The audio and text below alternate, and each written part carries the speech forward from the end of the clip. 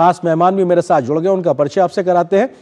विनोद कुमार जी हैं जो कि पूर्व वरिष्ठ राजनयिक हैं। इसके अलावा मेजर जनरल ध्रुव सिंह कटोच जी हैं, निदेशक इंडिया फाउंडेशन और सुरक्षा मामलों के जानकार। आप दोनों का बहुत बहुत स्वागत है। और विनोद कुमार जी, शुरुआत आपसे, क्योंकि कैसे देखा और समझा जाए इस पूरी यात्रा के बाद आप ये दोनों देशों की दोस्ती कहां से यहां से आगे बढ़ती हुई कैसे नजर आएगी, उस दिशा में क्या बड़े पहल आज की इस पूरी शिखर वार्ता के बाद आप देखते हैं? विनोद जी। जो आज की शिखर वार्ता है उसके परिणाम हमने देखे अभी, और बहुत ही सार्थक परिणाम हैं जिनसे भारत और रूस के जो आपसी संबंध मजबूत होंगे और यह पारस्परिक हित के लिए, दोनों ही देशों के पारस्परिक हित की दिशा में ये निर्णय लिए गए हैं। और इसमें जो महत्वपूर्ण निर्णय है उसमें मैं कहूँगा कि जो सबसे महत्वपूर्ण निर्णय है कि $100 बिलियन तक हम अपना व्यापार 2030 के पहले ही ले जाएंगे, और साथ में हम साझा कार्यक्रम चलाएंगे जिसमें कि को प्रोडक्शन हम भारत में ही करेंगे। ये किसी को बताने की बात नहीं है कि जो हमारी ब्रह्मोस मिसाइल है जी, उसने अभी जो की है उसने क्या परिणाम हमें दिए हैं। जो हमारा सीमा पर कुछ हमने कार्यवाही की थी, तो उसमें और उसके अलावा ब्रह्मोस मिसाइल में अन्य देशों में भी काफ़ी रुचि है। तो जो हम रूस के साथ में मिल करके को प्रोडक्शन करेंगे, मुझे आशा है कि आगे हम जितने भी इस तरह के साझा कार्यक्रम करेंगे वो हमारी सेना के लिए भी काफ़ी उपयोगी होंगे, और उसके अलावा उनके बाहर निर्यात की भी काफ़ी संभावनाएं होंगी। बिल्कुल जनरल कटोच, क्योंकि बहुत महत्वपूर्ण है इस बात को समझना कि टेक्नोलॉजी ट्रांसफर और को प्रोडक्शन को लेकर भारत और रूस में सहमति बनी है। जनरल कटोच, क्योंकि इस दिशा में आगे बढ़ने को लेकर लंबे समय से बात हो रही थी। अब भारत की जरूरतों को, व्यवहारिक जरूरतों के लिए हम भारत में ही निर्माण करेंगे और तकनीक हमारे पास होगी। ये अपने आप में एक बहुत बड़ा गेम चेंजर होने वाला है। जनरल कटोच, ये बिल्कुल सही कहा जी आपने, ये बहुत बड़ा गेम चेंजर होगा, क्योंकि अगर आप मॉडर्न वॉरफेयर को देखेंगे तो जिस प्रकार से जब हमारे ज़माने में जब लड़ाइयाँ होती थी तो आर पार की होती थी, एक बॉर्डर है और हम लड़ते थे। लेकिन अभी ये जो लड़ाई जो हो रही है ये 100, 200, 300 किलोमीटर के दूरी पर होगी, आप दुश्मन को नहीं देखोगे। ये नॉन कॉन्टैक्ट वॉरफेयर जिसको बोलते हैं, ये वैसे होगी। और इसके लिए जो टारगेटिंग है वो पिन पॉइंट प्रिसिशन टारगेटिंग की ज़रूरत है। इसका मतलब है कि जहां आपने बॉम्ब गिराना है उसी 1 मीटर के दायरे पर वो वहां पर जो आपने हथियार डालने वो चले जाएंगे, या आपने ऑब्जर्वेशन करना है, रिकॉनेसेंस करना है, उस प्रकार की कार्रवाई। अभी ये कुछ इसके झलक जो है हमने ऑपरेशन सिंदूर में देखे थे। अब जाके क्योंकि कुछ चीजें हैं जहां पर भारत में अभी और ज्यादा तरक्की करनी है, जैसे कि अगर हम इंजन टेक्नोलॉजी है, फाइटर एयरक्राफ्ट इंजन टेक्नोलॉजी, या स्पेस की कुछ चीजें हैं जो हमने और जरूरतें हैं यहाँ पर। अभी जब टेक्नोलॉजी अगर कुछ हद से टेक्नोलॉजी ट्रांसफर होगी, और दूसरा जो मैं ज्यादा समझता हूँ, जैसे अभी बताया गया था, जो जॉइंट को प्रोडक्शन होगी भारत में, वो मैं समझता हूँ बिल्कुल एक तरीके से गेम चेंजर होगा। क्योंकि फिर हमको ना तो स्पेयर पार्ट्स की आवश्यकता होगी, और ना तो अगर जरूरत जब जरूरत पड़ती है युद्ध के दौरान या टेंशन के दौरान, तब कोई भी देश उन चीजों को रोक नहीं सकता है। तो ये मैं समझता हूँ एक बहुत इंपॉर्टेंट सिग्नलिंग है। ज्यादा करके ये सिग्नलिंग की बात होती है कि हमारे बाकी देशों को भी ये सिग्नल चली गई है कि किस प्रकार से भारत और रूस की दोस्ती जो है वो इतनी मजबूत हो चुकी है। ये सिग्नलिंग सिर्फ उसके ऊपर नहीं है कि जो ट्रेड डील्स वगैरह किए हैं जी, ये मैं ज्यादा मैं समझता हूँ सिग्नलिंग जो हुई है, जिस प्रकार से प्रधानमंत्री मोदी जी ने प्रेसिडेंट पुतिन के साथ मेल मिलाप किया, एयरपोर्ट से लेके अपने घर तक, और जिस प्रकार से वो जितने भी मीटिंग्स हुए उन सब के दौरान, बिल्कुल अपने आप में एक दोस्ती की चर्चा भी लगातार हो रही। मैं उस विषय पे भी आऊंगा मिस्टर विनोद कुमार जी, क्योंकि ये बहुत महत्वपूर्ण है।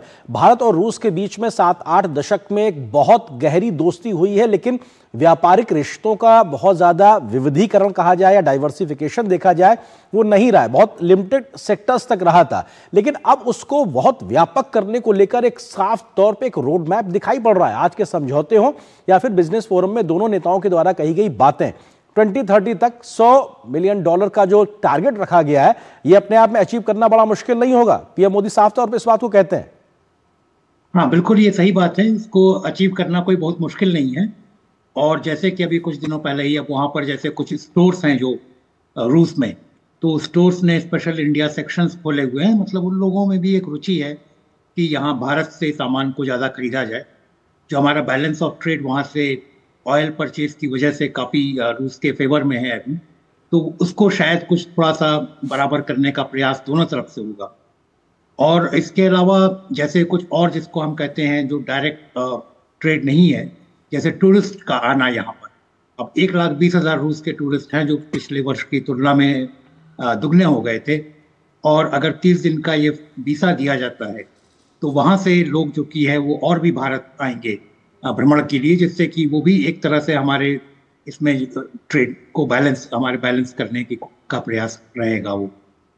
बिल्कुल। जनरल कटोच, क्योंकि हम लंबे समय से एक प्रैक्टिकल प्रॉब्लम झेलते थे कि हमारे जो रक्षा साजो सामान बीते 7 दशक में हम रूस से लेते रहे हैं, उसके कलपुर्जों को लेकर हमारी निर्भरता लगातार रूस से आने वाली खेप पे रहती थी। लेकिन अब जब को प्रोडक्शन भारत में होने की बात सहमति बनी है, तो ये हमारी रक्षा तैयारियों को बहुत ज्यादा मजबूती देगा। उसका व्यवहारिक पक्ष किस तरीके से समझा जाए, जनरल कटोच? देखिए, इसमें दो चीजें हैं। एक तो जो हमारा डिफेंस इंपोर्ट्स है, ज्यादा करके पहले रूस से होता था, लेकिन हमने इसको और डाइवर्सिफाई भी किया है। इसराइल से भी आता है, रूस से, फ्रांस से भी आता है और अमेरिका से भी। तो एक तो ये डाइवर्सिफिकेशन हो गई है जो किसी भी देश के लिए बहुत जरूरी है। लेकिन फिर भी रूस से जो हमको सामान आ रहा है वो बहुत भारी मात्रा में है। और जो लेगेसी इक्विपमेंट है खास करके, उसके स्पेयर पार्ट्स के लिए हमेशा भारत के लिए चैलेंज होता था। ज्यादा करके ये जो स्पेयर पार्ट्स है, चैलेंजेस उनमें है, जो नया इक्विपमेंट है उसमें नहीं है। जैसे कि अगर आप ब्रह्मोस मिसाइल की बात करें जो जॉइंट प्रोड्यूस हुई है, उसमें कोई चैलेंजेस नहीं है। लेकिन अभी क्योंकि अभी ये जॉइंट इक्विपमेंट, ये जॉइंट मैन्युफैक्चर होगी, और वो भी भारत में, सिर्फ लेगेसी इक्विपमेंट के नहीं, जो नया इक्विपमेंट आएगा उसका भी, ये मैं समझता हूँ एक गेम चेंजर है। जो पहले इस प्रकार की प्रक्रिया नहीं थी, अब जाके ये हो जाएगा, तो इससे फर्क पड़ जाएगा। दूसरी बात, जब अभी $100 बिलियन की जब आप बात कर रहे हैं, ये जरूरी बात है कि ये $100 बिलियन सिर्फ एनर्जी और डिफेंस इक्विपमेंट से नहीं होगा। ये होगा फिर बाकी चीजें जो आ गई हैं। ये जो ट्रेड जो बनी है अभी, ये तकरीबन बहुत ब्रॉड हो चुकी है, जिसमें फार्मास्यूटिकल्स, एग्रीकल्चर, फर्टिलाइजर, जिस प्रकार से आपने शुरू में जिक्र किया था, वो सब चीजें आ गई हैं। तो एक तरफ से भारत की इंपोर्ट्स जो है वो भी वहां पे बढ़ जाए। अभी तो इंपोर्ट्स बहुत ही कम है, तकरीबन $5 बिलियन है। इसको ऊपर करने में काफी चैलेंजिंग सिचुएशन होगा वो 100 बिलियन टारगेट अचीव करने के लिए। लेकिन जिस प्रकार से ये अनाउंसमेंट्स आज हुए हैं, मुझे लगता है ये पूरा हो जाएगा और हमारा डिफेंस क्षेत्र जो है ये और ज्यादा मजबूत हो जाएगा। बिल्कुल। मिस्टर विनोद कुमार जी, क्योंकि ये भी बहुत जरूरी है कि एनर्जी सिक्योरिटी को लेकर भारत की जो जरूरतें हैं उसमें रूस अभी मददगार सहयोगी मित्र देश के नाते लगातार निर्बाध तौर पे अपनी तरफ से सहयोग को आगे रखेगा। सीधे तौर पे राष्ट्रपति पुतिन इस बात को कहते हैं, चाहे तेल गैस की बात हो या फिर न्यूक्लियर एनर्जी में तेजी से आगे बढ़ना हो, जो क्लीन एनर्जी के तौर पे हम लगातार जिस दिशा में आगे बढ़ रहे हैं। आपको लगता है कि भारत की एनर्जी सिक्योरिटी के लिहाज से भी ये रूस का राष्ट्रपति का जो दौरा है बेहद अहम, अब हम यहां से तेजी से आगे बढ़ते हुए दिखाई पड़ेंगे? हाँ, बिल्कुल आपकी सही बात है। और राष्ट्रपति पुतिन ने अपनी तरफ से कह दिया है कि वो निर्बाध फ्यूल की सप्लाई हमें देने को तैयार है। और इसके अलावा उन्होंने ये भी कहा कि भारत अपने निर्णय बिना किसी दबाव के स्वयं ही ले सकता है, और अब भारत कोई ब्रिटिश कॉलोनी नहीं है कि उसे किसी और के ऊपर निर्णय के लिए निर्भर रहना पड़े। और जहाँ तक अब हमारे फ्यूल इंपोर्ट की बात है, वो डाइवर्सिफाई तो हुआ ही है, हम कई जगह से लेते हैं। लेकिन रूस की तरफ से ये हमें कहा गया है कि हमारी एनर्जी सिक्योरिटी को सपोर्ट करने में वो अपनी तरफ से पूरा समर्थन देंगे। और ये हमारे लिए बहुत अच्छी बात है, क्योंकि जब हम दूसरे देशों से भी नेगोशिएट करते हैं, जब प्राइस वगैरह के बारे में नेगोशिएट करते हैं, तो अगर आपके पास में एक जगह से एश्योर्ड सप्लाई है, तो वो नेगोशिएशंस भी आप अच्छी तरह से कर सकते हैं।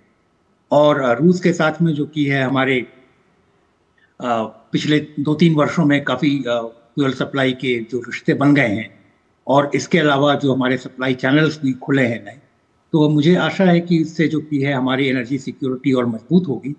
और इसमें हमें केवल फ्यूल की बात नहीं करनी चाहिए, हमें परमाणु ऊर्जा की भी बात करनी चाहिए, जहां पर कि रूस का पूरा समर्थन हमारे साथ में।